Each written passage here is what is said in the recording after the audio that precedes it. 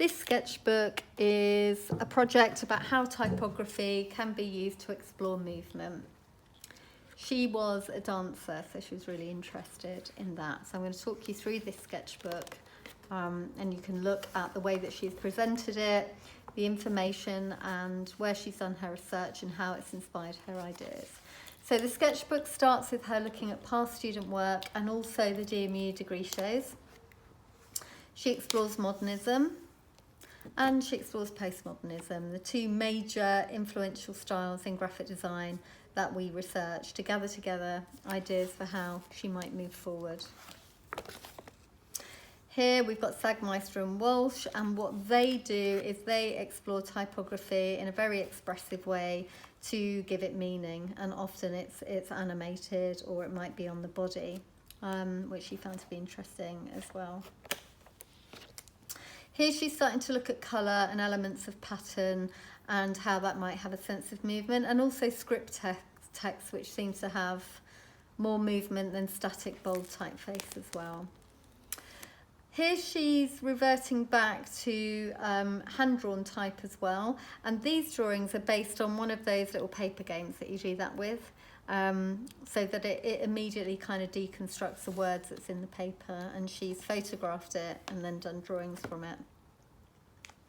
Here she is looking at music and dance posters that already exist to see what sort of ideas she might gather there as well, and she's written some analysis of that here and some really interesting examples. So she's interested in using the figure and also seeing if she can make typography feel like it's moving.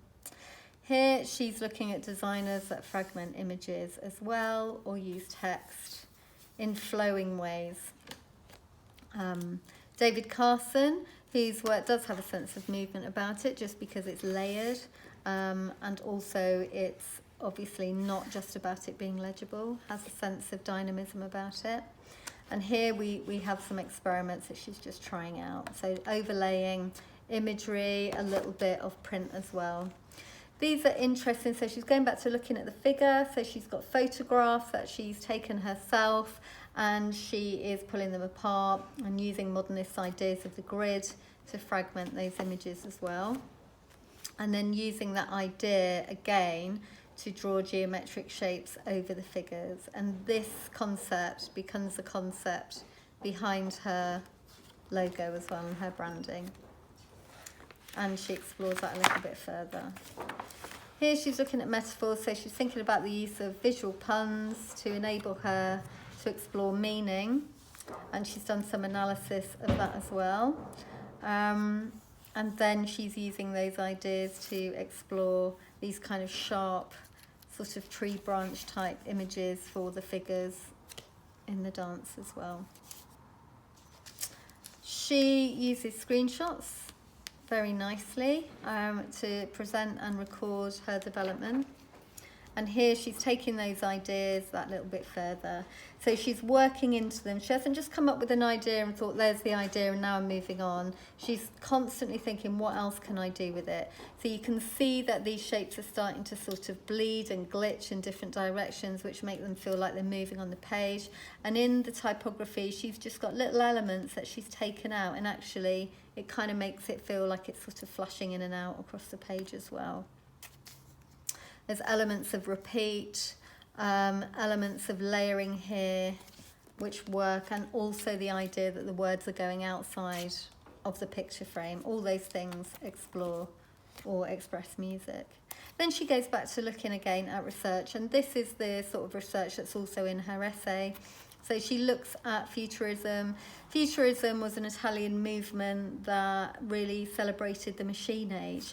So when you look at designs like this, they're almost kind of trying to use words like onomatopoeia to explore the sound of machines, and then they're placing the letters in such a way that feels kind of like mechanical movement. And then she's tried out some experiments based around that as well.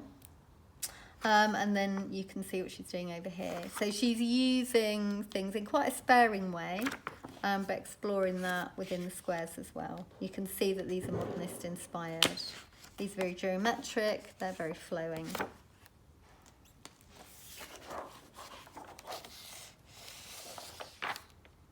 And so she's thinking about her audience here, and she's using that to explore colour.